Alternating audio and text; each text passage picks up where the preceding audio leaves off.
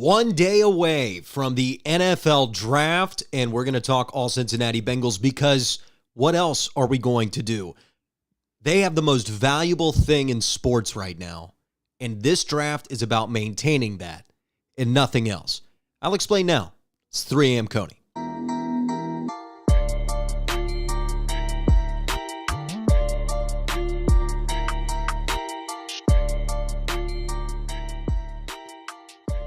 Draft season was, this was the most interesting draft season I've ever been through because they're picking 31st. And that's what's most insane about it is I've never been used to this part of the draft. I mean, 20-ish, 24, latest the Bengals ever picked? Not even 24, like 22. And so when you're in that range, you can look at the guys in the top 10, 15 and dream about them falling. You start to get down to 31, that's a tough thing to negotiate there of, okay, this guy that's a highly touted prospect might fall. But there is one that might, and we'll talk about him in a second. But the main thing I want to talk about is what you see if you're watching on YouTube Live, culture over everything. That is the center, needs to be the center of the Bengals draft strategy, and I believe it is. And I believe it's been the center of Zach Taylor's strategy as a head coach, as a program leader in Cincinnati. Culture over everything. How do you win in the NFL? That's the question. How do you win? You win in the margins. So let me explain that. When we view these leagues, sometimes the scores are so far apart or the talent looks so different that you believe gaps are super wide, right? They're here to here, right? They're super wide gaps in talent. But the truth of the matter is, and I think we see this every year in the draft, everybody runs from a 4.4 to like a 4.7, the 4.2 to a 4.7. That's 0.5 second. That's half a second. That's it. That is an insane small difference in speed. Then look at shuttle times and cone times and guys' weights. And you start to realize that the NFL is the closest league in the world in terms of how far the talent is. The best team in the league and the worst team in the league are about that far apart. Genuinely. And that's why we see so much parity in this league, and the NFL designs it that way, for the talent to be balanced, for the talent to be spread out. And the nature of the sport, because so much about it is teamwork, and so much about it is how you work together, how you craft a game plan and then execute it. Because it's about all those things, because it's so close and you can change things with a different play call or a jet sweep left, right, play action, Joe Mixon touchdown pass in the Super Bowl. Because those things are so changeable and the talent is so close, you have to win in the margins in this league. And the great players and great organizations learned that and found that out. You win in the margins. What do I mean by the margins? Well, the margins in culture, right? So not just when you're working out, are you just doing the reps or are you focusing extra on the reps, right? These small, tiny things that seem like they don't matter. Or, we really focused extra in our meeting today. We were able to grasp it. One more guy was able to grasp a concept that they perhaps couldn't have grasped before. Right? All those things add up and matter, and they're the difference in winning football games at the NFL level. And that's why, from the jump, I thought Joe Burrow would be a perfect NFL quarterback. Before I even had him as a first overall pick after his junior season, I was praying he would fall to the Bengals in the second round. You can go listen to my shows in Athens. I have them on tape. I'm not going to pull up the tape. But if you want to do that due diligence to prove me wrong, go right ahead. I don't think any of you will. But I always thought that his idea of what a football culture should be and the cultures that he had developed just in his short time at LSU and all the stories I had been told at Athens High School about Joe Burrow, all the evidence I had seen of a person, a kid, a man who genuinely can change the tenor of a room, the way that people work, the way that people focus, the way that people feel about themselves, whether it's confidence or whatever that thing is. And that's why I thought he'd be a perfect NFL quarterback. I just thought you could get him in the second round. But instead, his work ethic and his natural talent exploded all in 1 year. And all those things, the details, the margins, combined with, oh yeah, he's really figured out his body and how to throw a football. I mean, perfectly. And that was the best season of any college quarterback ever. We can have the debate of who had the best college career ever, but that season, there will never be another season quite like that one. It was almost pure perfection. There was only like a handful of plays where you go, that was a bad decision. Or that was a mistake from Joe Burrow or a missed throw. It was an absolutely insane year. And they beat a whole bunch of top 10 teams. But that's all from culture. So when you look at the 2018 LSU Tigers, right? They led the league in drops. So you have this wide receiver core of Justin Jefferson. Jamar Chase was still a freshman, not getting a lot of reps, but he was a part of the receiving core. They hadn't opened up the offense yet. But there had been receivers who had a lot of success at LSU in the past. Jarvis Landry, Odell Beckham Jr., we know the list. And so these guys led the NCAA in drops as a wide receiver group and didn't look all that great. In 1 year, they take a whole new system and learn it and execute it to have the greatest college football team in the history of college football, and became such good receivers that they were then the greatest first-round receivers in recent NFL history outside of Odell Beckham Jr., Justin Jefferson, and Jamar Chase. Well, how the hell did that happen? Well, the original storyline, which I rejected from the jump, was that it was Ed Orgeron and Joe Brady. Joe Brady, who's been replaced by Ben McAdoo in Carolina. Right? Joe Brady just went to Athens High School's playbook, copy paste, take some stuff from the Saints. Joe, what are you comfortable with? Joe, you're essentially a coach. You're teaching these guys. Jamar Chase said, hey, Joe Burrow is a big reason why I'm able to break down film. He really helped me in that area. Justin Jefferson said the same thing. Guys said they learned more from Joe Burrow than their coaches. That's all on the record from that 2019 year. And now that Ed Orgeron is just flipping off people in restaurants and hanging out with women and doing podcast interviews, well, at the same time, Joe Brady got fired in the NFL halfway through his first season or his second season as the offensive coordinator, whatever it was. He's been replaced by Ben McAdoo, who puts his foot in his mouth every time there's a microphone in front of it. That was Joe Burrow. That was the culture that he creates and develops. You go back to Athens. It's not a coincidence that a high school that could barely produce a Division I talent in their history had 6 D1 talent guys at the same time Joe Burrow played. Wow, what a coincidence. And then LSU has the most talent they've ever had right when Joe Burrow plays. Wow, what a coincidence. You flash forward to Cincinnati. Sunshine interrupting the rant, as always. You flash forward. Get off the... Thank you. You flash forward to Cincinnati. Let me restart because I want to clip it for social media. You got to restart the rant. When you look at Joe Burrow's culture and what he can develop and what he can bring to a culture, you just look at every example of what he's built and what people do around him.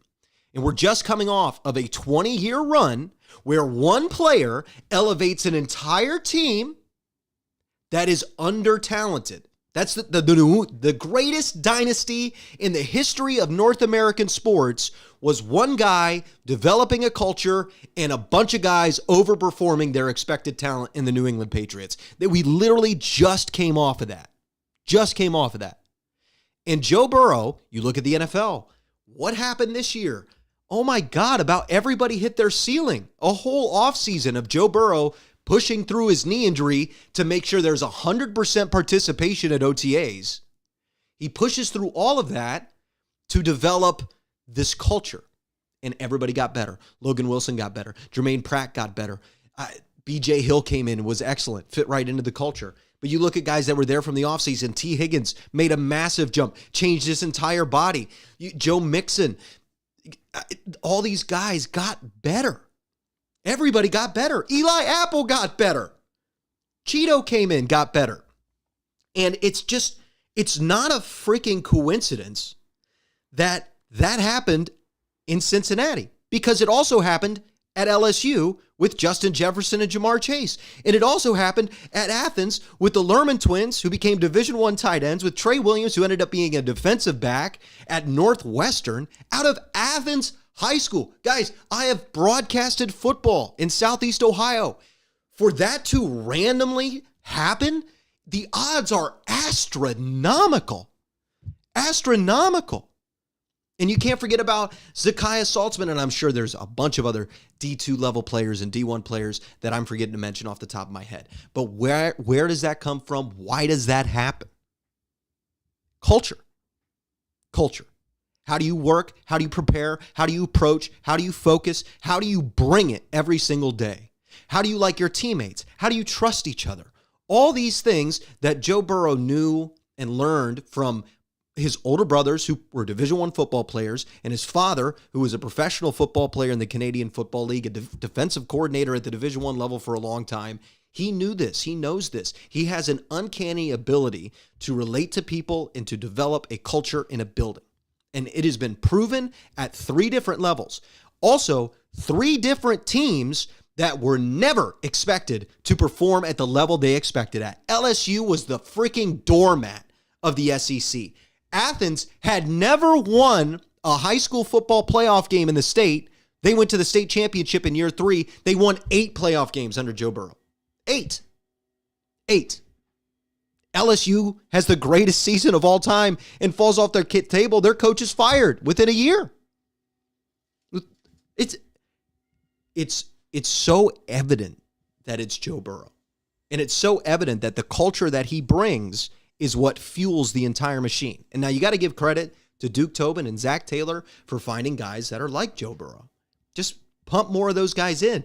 They'll click, they'll show up, and you hear it in every press conference that Zach Taylor gives about, we believe we have the right guys in the building. We want to make sure we have the right guys in the building.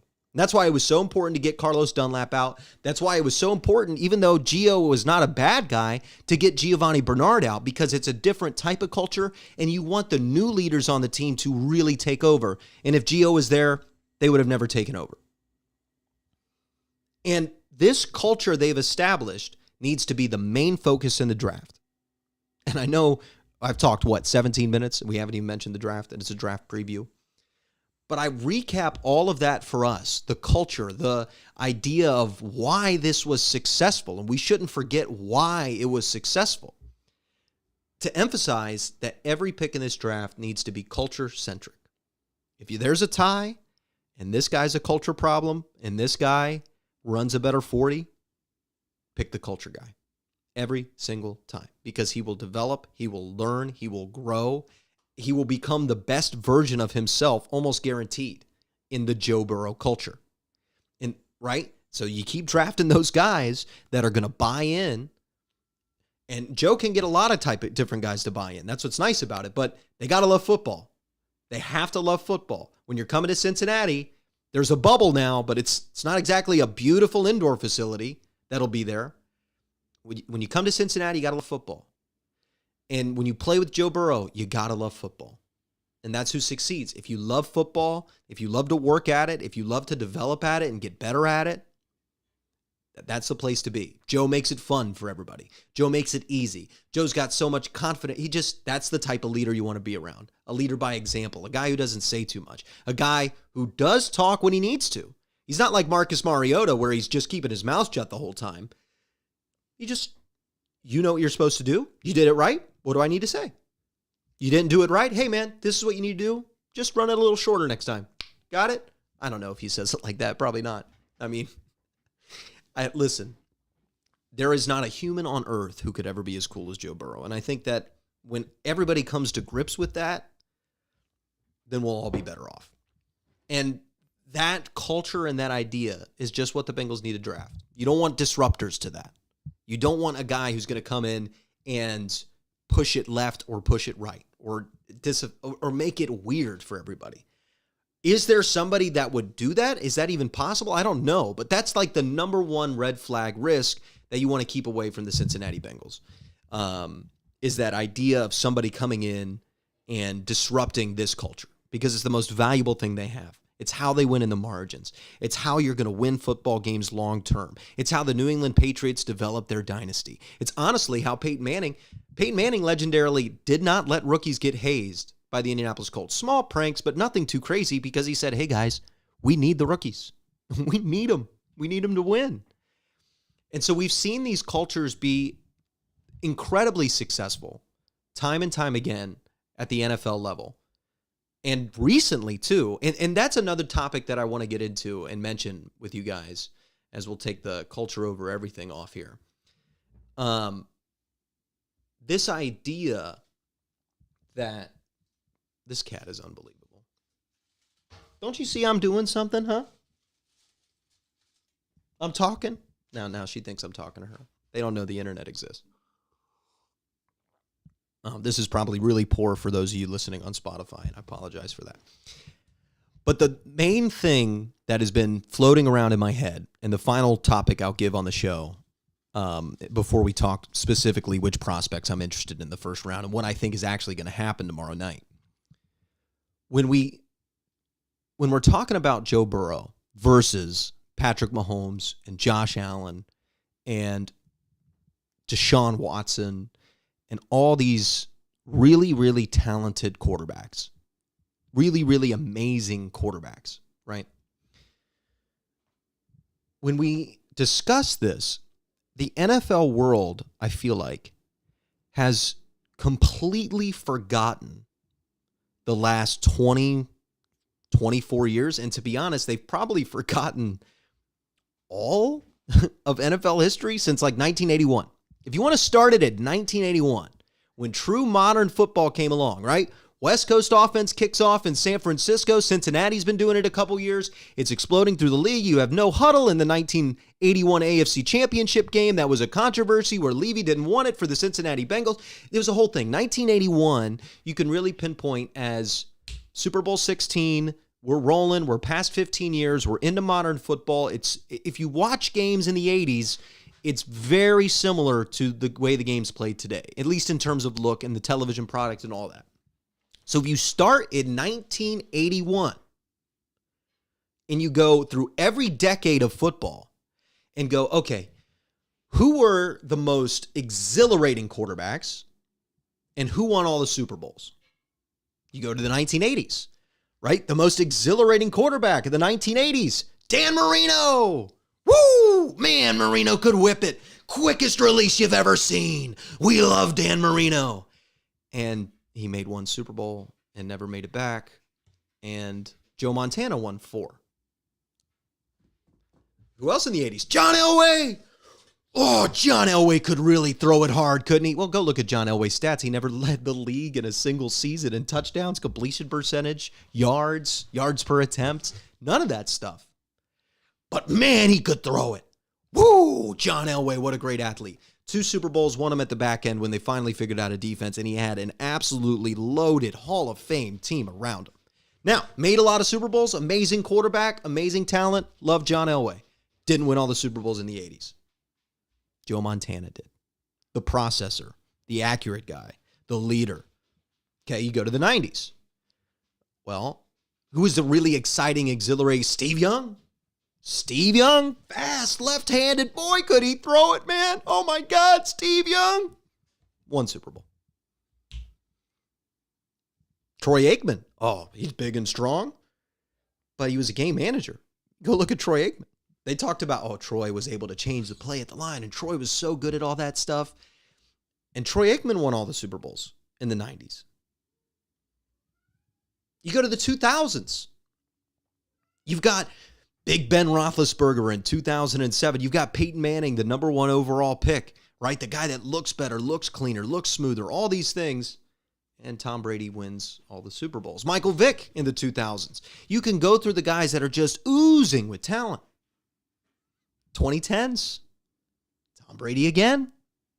So you go through NFL history, and there's all these guys that make you go, what did he just do?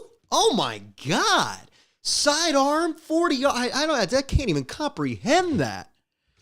Oh my God. He rolled out to the right hash. He planted his back foot and he threw it 70 yards the other direction to beat cover 3 on the backside. What an incredible throw. We've had those guys all through NFL history, and they've never won the most Super Bowls. It's been the processor. It's been the accurate guy. It's been the boring guy. Go look at Tom Brady's career highlights. Go look at Tom Brady's career highlights. What are you going to find? It's just a bunch of slants that are perfectly thrown. Post routes, beautiful. 3-step drop, bang. There's no rolling out, sidearm, whatever.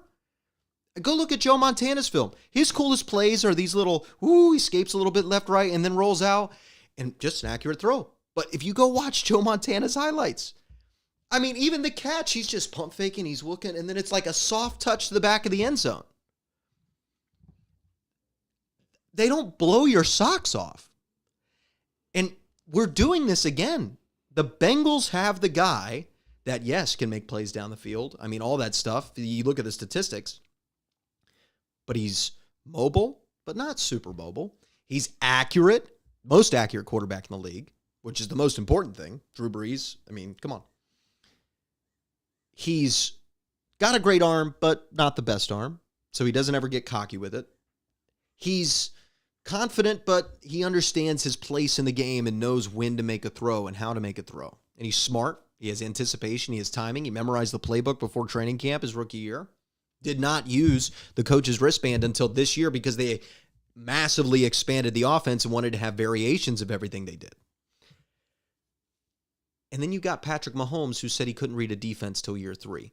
Now, trust me, if you can't read a defense coming to the NFL, you might learn how to do it. You might be pretty good at it, but you'll never be elite at it. And I think that the AFC Championship game proved that Patrick didn't really know what to do when the Bengals rush 3 and drop 8. He couldn't figure it out. And not because he's not great, but because that's not his main skill, reading defenses. Josh Allen had real struggles with accuracy through a large portion of his career in college. And I know he's come back and he's a great quarterback. I'm not trying to not say that. But this up and down, reactive, sometimes nature is why they lose to the Jaguars and only score 3 points. The only game kind of like that for Joe and the Bengals last year was against the Bears when they had 3 points late in the fourth quarter. And that was week 2, where he couldn't even move around yet, coming off an ACL injury. So you just don't see that up and down from Joe. You didn't see that up and down from Tom Brady. You didn't see that up and down from Peyton Manning. Whoever's the more consistent guy, who's bringing it week to week, who's bringing it play to play, who's just there, consistently making the right decision. Those guys win. They win all the time. They win most of the Super Bowls. That is how NFL history has gone. Every decade since it's been modern. You can go to the 70s where Terry Bradshaw was the best quarterback in terms of winning Super Bowls, and Terry just had a great arm and threw a lot of interceptions. But and that was just different football, so maybe you could go there. That's the last guy that was just the big arm guy and chucked it down the field that won all the Super Bowls. But, look at Brett Favre. Why didn't he win more Super Bowls with the statistical profile? Look at Aaron Rodgers, the big arm guy that we just had in the same era as Tom Brady. I mean, he failed numerous times in numerous different situations. You look at Jay Cutler. Jay Cutler might have had the best arm in the last decade until Patrick Mahomes came in 2017. It might have been Jay Cutler's arm. Where's he at? And this is just a truth that we've forgotten because I don't even know why. It's a truth we've decided to forget because Patrick Mahomes and Josh Allen are so damn exciting and so cool and better than Elway in terms of cool factor and better than these big arm guys of the past and better than Steve Young and these guys who are massively exciting. They're better. They can run, they can throw, they can do everything. They could play tight end if they wanted to. And I get it, and I know why we're enamored by it. But I am ready for this, and I think Bengals fans, we should all be ready for this too. For the next 15 years, Joe Burrow won't be considered the best quarterback in the league, yet he will win more games and more Super Bowls and more playoff games and have more consistent statistical performances. But he won't be considered the best in the league. It'll be a new guy every year that's really blowing your top off and like, wow, oh my God, this statistic's crazy. There will always be pushback on it. Because the thing about Joe Burrow is that you have to watch the actual game to appreciate what he is. And I explain this to people that you see this loyalty from fan bases towards him because they watch every play of every game. And when you watch every play of every game of Joe Burrow, you start to realize, man, I really like the way this guy plays. I really like it. I really enjoy it. And it's a shame that in the Super Bowl, the offensive line was so bad that it was hard to demonstrate that. But even if you watch it play by play in the Titans game and the Chiefs game, he's making big play after big play, 3rd and 5 after 3rd and 5. And oh man, it's just, there is a rhythm and an aura that contributes to winning in his style of play and his consistency, play to play. And that's the thing about it. On any given play, Patrick Mahomes is better than Joe Burrow. On a play-to-play basis, Joe Burrow is miles better than Mahomes. Miles better than Allen. The only guy on a play-to-play basis that's right now with Joe Burrow is Tom Brady and maybe Aaron Rodgers, but even then, I'd still only say Tom Brady, Joe Burrow in terms of what they bring consistently play after play. In terms of just making the right decision, making the right read, making the right check, whatever they want to do. When you watch them play, they are near perfect operators and processors of the game. Okay? Now, you can find a bunch of throws that are mistakes, but whatever. I led the league in completion percentage and yards per attempt. I got the stats. I got the stats to back it up. With the worst offensive line in the playoffs and the 29th to 31st best offensive line in a league of 32. He produced that statistically. So, when we think about all the things that contribute to winning in the NFL, the Bengals have all of it in Joe Burrow. And that's why they're going to win a lot of games. And that's why it's pretty easy to predict, because he's a great play-by-play player, not a great highlight player. Even though I think of all the processors and accurate guys and game managers, whatever types you want to call it, Joe Burrow has the coolest highlights. Like, he can really escape in the hops and the skips and the deep throw. Like, he does have the most impressive highlight package and the highest, like, upside of, like, wow, 525 yards, 446 and 4 touchdowns. That really makes you go, holy crap.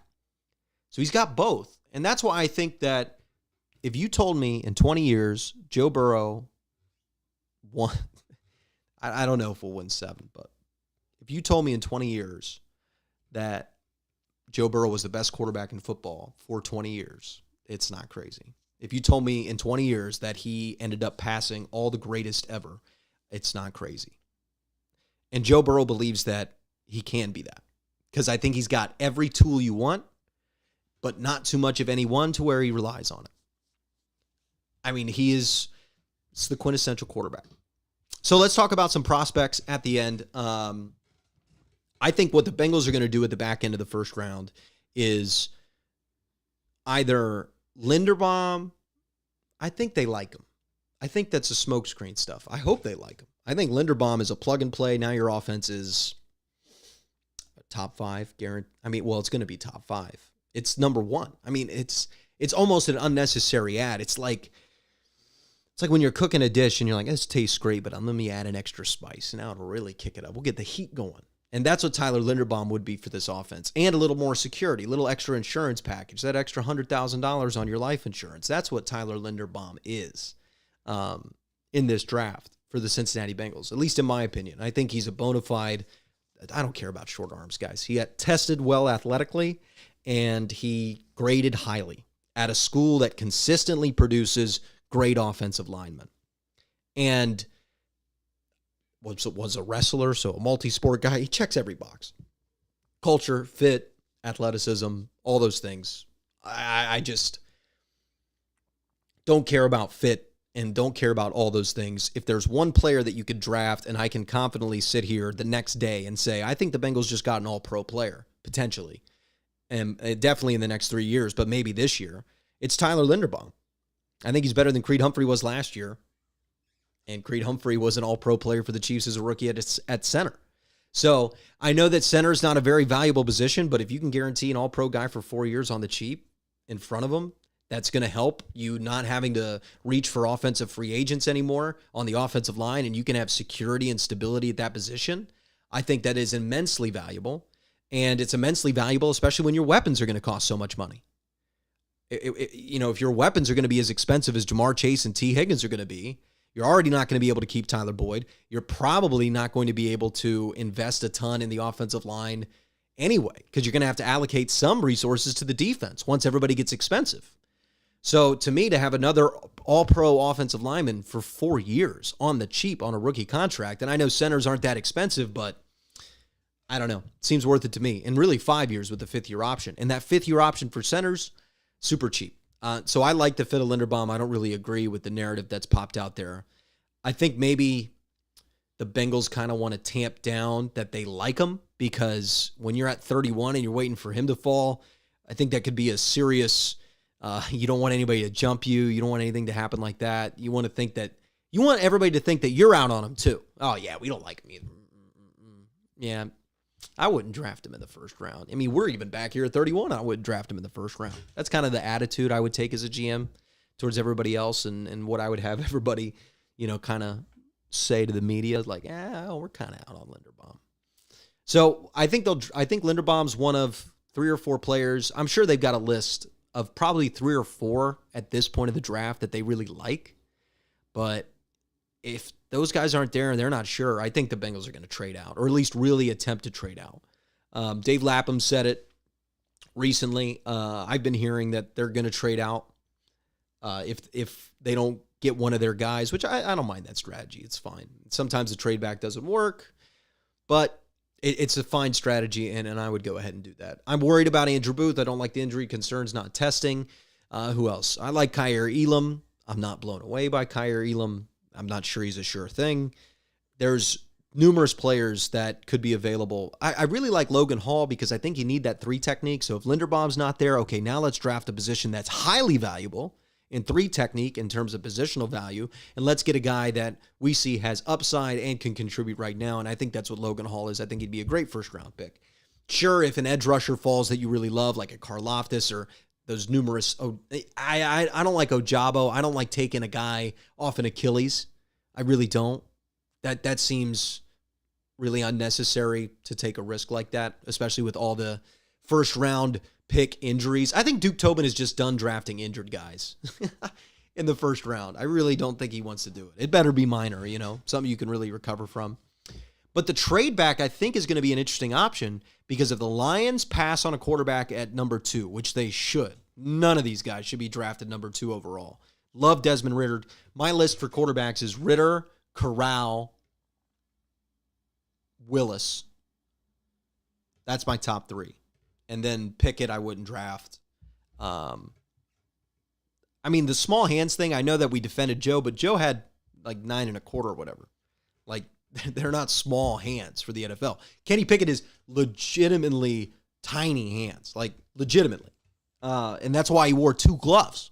So you got a guy wearing 2 gloves, clearly got some concern for himself of holding on to the football. He had 38 fumbles at Pitt. So I know that we didn't buy that narrative as Bengals fans for Joe Burrow, but he never fumbled. So that's a real concern. Plus, sometimes you watch him in the pocket and there's nobody around. He goes, and you're like, okay, Kenny, let's calm down. Malik is a little too... He's played at Liberty. Every time he played big competition, it just wasn't impressive. So, I know he's got a great arm, and I know he's a good athlete and can break some tackles. But, if he was really a 4-3 guy, wouldn't he be run? And if so, I just don't think he is that. Matt Corral, to me, the only off-field thing I've seen is that he punched Wayne Gretzky's kid in the face, which in high school, and then he said, I really don't like rich kids getting their way with everything. I mean, that's the highest level of off-field stuff I can accept from a quarterback, and he seemed to have been a well-liked guy that played in the bowl game. So if the off-field concerns are completely struck out with Matt Corral, which obviously I don't know enough to know, but if you feel really comfortable with the off-field stuff and how he's going to be in the locker room, I think he's got the best arm in the draft. Everybody critiques his throwing motion, yet the ball looks better than everybody else. So if you think that his throwing motion's a problem, what would he look like if you fixed it? They're like, I don't even know. Listen, when I read on a scouting report, scouts go, I don't know how he threw that ball. That, to me, piques my interest, especially in a draft like this, where there's not like, oh, this guy is just a starter. Like Kenny Pickett's ceiling is like a Teddy Bridgewater. And even then, I don't think so. I don't think he's Teddy Bridgewater. I don't think he's as good as Teddy Bridgewater. And then with Desmond Ridder, Cincinnati fans know, he's just the most pro-ready. Like, he's just going to come in. He's going to be accurate. And he's got some bad misses on tape, but I think all these guys do. So I think that there's a chance that one of those quarterbacks, and the reason I mentioned all of them, is that one of those quarterbacks the Lions really like. I guarantee they've sold themselves on one of those quarterbacks. And I kind of am hoping that quarterback falls down to 31, and the Bengals are sitting there, and they get a call from a team that also likes the Lions quarterback. And they both want to get that fifth-year option, and it's right there at the end of the draft. And now the Bengals have team, whatever, Carolina, Seattle, pick a team, on the phone, like, hey, we want to jump the Lions and take that pick. For a quarterback, that trade back's going to be valuable. You're going to be able to get a decent amount out of them.